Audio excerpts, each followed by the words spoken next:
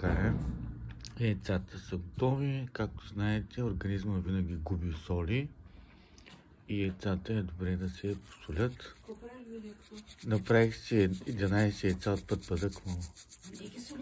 Малко слагам. И аз не съм ял повече.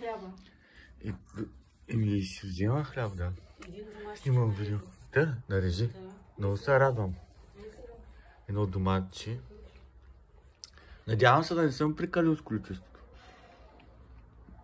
Тук цяло аз не пържа такива яйца. Друг път. Но пък станаха много, изглеждат много вкусни. И ще ви кажа дали е наистина така.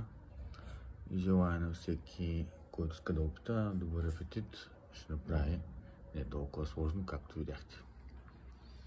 Благодаря ви много, че гледате видеята ни. Бъдете живи, здрави, щастливи и бъдете много вярвайте в себе си и се хранете здравословно.